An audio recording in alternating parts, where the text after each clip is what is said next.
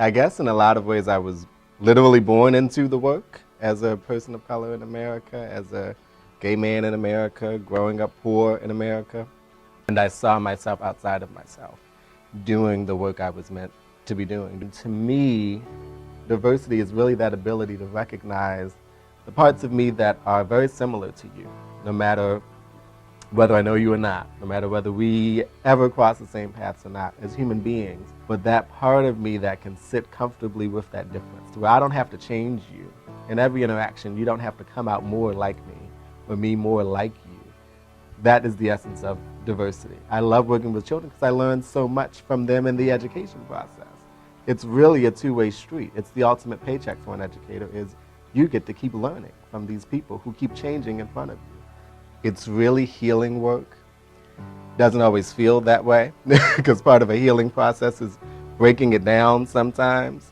So it can also feel like really yucky work, but at the essence, it's the most soulful person-to-person work that you can do. A lot of times when we talk about diversity work, we talk about group-based things and dismantling racism and breaking down laws and all that sort of stuff.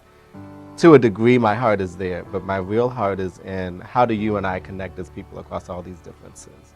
When you are a person of difference, you have to be so aware of the cues to whether or not you are safe in a space.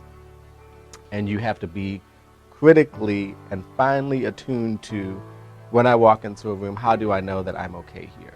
And if I'm not, how am I going to respond to that? And sometimes that's a sexual orientation moment, sometimes it's a race moment, sometimes it's a class moment, and I'm always very conscious of how I put myself together. The biggest norm that we have out of all the material and all the stuff that we do is that you show up and you be yourself, and who you are in that moment is okay.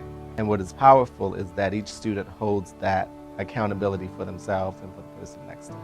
And part of why is not because someone has mandated it, but because you've been in the space and you know how good it feels to have it. And you don't want to take that from somebody else. And so it's amazing the response I get from students afterwards who go back into these communities where it's not there, right? And they have that moment of like, we created something really incredible. I hope we get to a place in our country where we just sort of question, why am I afraid of you at this moment? What is it about that? And if I have a legitimate fear, how do I protect myself from you in a moment that also doesn't take something precious from you? How do I maintain my integrity as I stand in the face of trial? That's what SDLC is. People willing to sit in the space and be comfortable no matter what's going on around them, and to keep the space open no matter what's happening. And we're going to work on this together. So for a 35-year-old to say that to a 12-year-old and mean it, and then we're going to sit on the floor together and work it out, and I'm going to tell you what I'm working on and you tell me what you're working on, that's empowering for them too, because so much of our educational model, right, is I know and I'm going to tell you and then you'll know. This isn't that kind of work. So how you diversify your space is going to be different from how I diversify mine. And so I can't really tell you how to do that. I can just give you an example of how to be open to whatever work you need to do that. And then how do we take what we've learned there and help some other people connect? You can't legislate love. You can't legislate acceptance. And so that's really the essence of my work, is getting people together like what we just did with the young people and saying, here's a format, maybe this will help you understand each other better.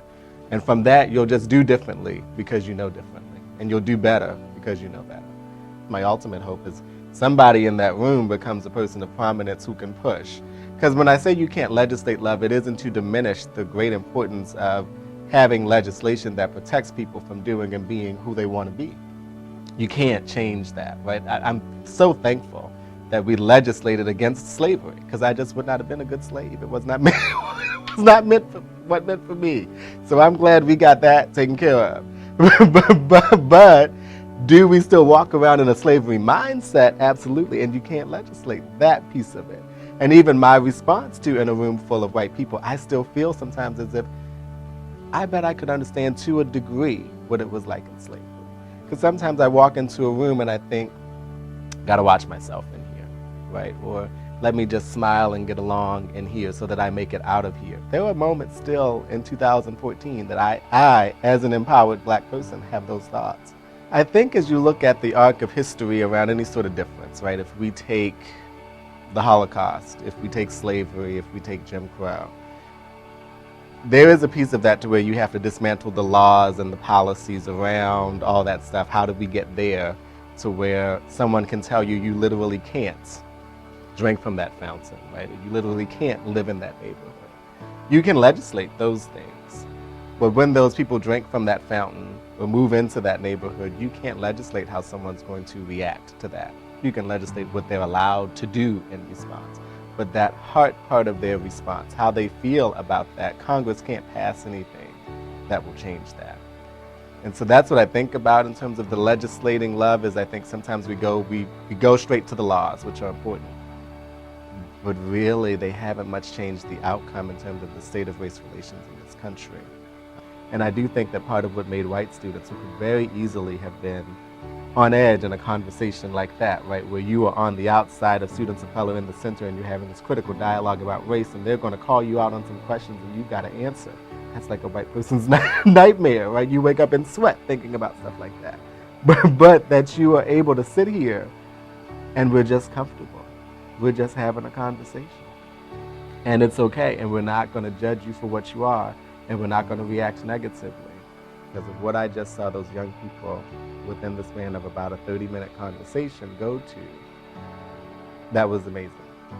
And there is a comfort level here amongst the students that with the right culture of permissiveness, they can have all these dialogues right in the dining room.